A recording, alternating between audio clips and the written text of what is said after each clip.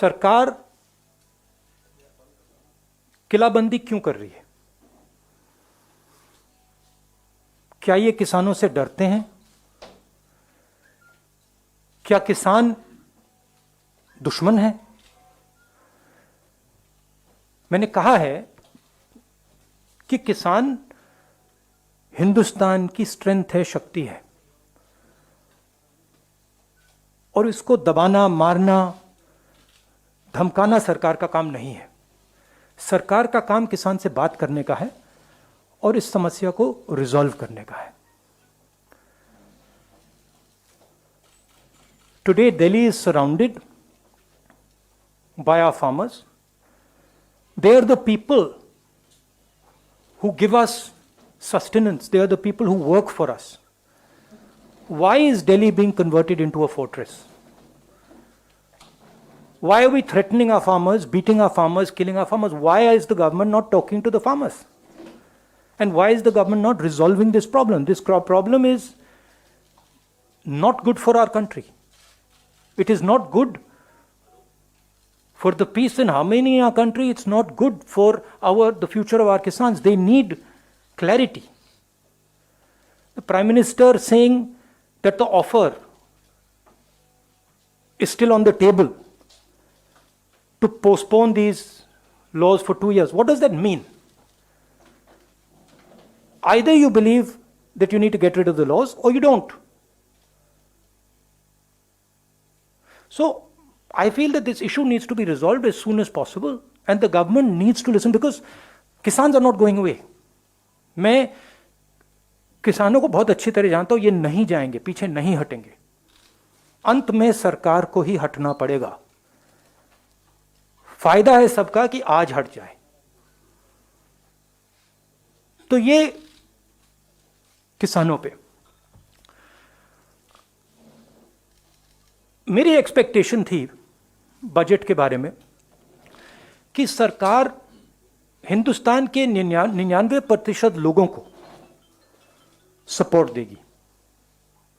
यह बजट 1% आबादी का बजट है। जो हमारे स्मॉल एंड मीडियम इंडस्ट्री के लोग हैं,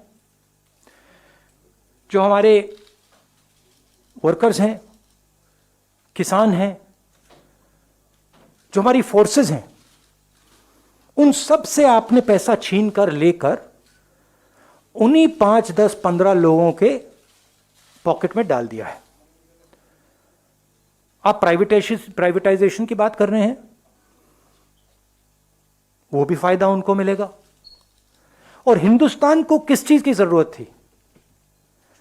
हिंदुस्तान को अपनी जनता के हाथ में पैसे डालने की जरूरत है। क्यों? क्योंकि अगर हम अपनी अर्थव्यवस्था को चालू करना चाहते हैं तो वो कंजम्पशन से ही होगी, वो सप्लाई साइड से नहीं हो सकती है। तो अगर सरकार ने न्याय योजना जैसा काम किया होता, अगर स्मॉल मीडियम इंडस्ट्रीज को पैसा दिया होता, उनको प्रोटेक्ट किया होता, इकोनॉमी चालू हो सकती थी। सप्लाई साइड में पैसा देने से इकोनॉमी चालू नहीं होगी। ये इसको ट्राई करते जा रहे हैं, 1% को पैसा देते जा रहे हैं, सोचते हैं कि हिंदुस्तान की इकोनॉमी स्टार्ट होगी, नहीं होगी। ये रियलिटी है। और सबसे जरूरी बात, मेरे लिए सबसे जरूरी बात, चाइना हिंदुस्तान के अंदर आता है, हजारों किलोमीटर हमारी जमीन ले जाता है, और आप चाइना को बजट में क्या मैसेज देते हो कि हमारा डिफेंस एक्सपेंडिचर हम नहीं बढ़ाएंगे। 3-4 हजार करोड़ रुपए आपने बढ़ाया। चाइना को आपने क्या मैसेज दिया कि आप अंदर आ सकते हो, आपको जो करना है करो, हम अपनी सेना को नहीं सपोर्ट करेंगे। जो हमारे जवान लद्दाख में हैं, जो हमारे एयरफोर्स के पायलट्स हैं, उनको आज क्या लग रहा होगा कि हमारे सामने इतनी बड़ी कठिनाई है और हमारी सरकार फोर्सेस को पैसा नहीं दे रही है, और जो हमारा है, फोर्सेस का है, वो उन्हीं 5-10 लोगों को पैसा दिया जा रहा है। इससे देश को फायदा नहीं होने वाला है। मैं दोहरा रहा हूं, इससे देश को फायदा नहीं हो रहा है। इस समय फोर्सेस की कमिटमेंट 100% है।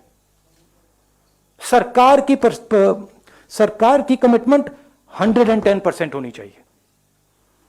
मतलब जो भी हमारी सेना को चाहिए, जो भी हमारी एयरफोर्स को चाहिए, जो भी हमारी नेवी को चाहिए, सरकार को देना चाहिए।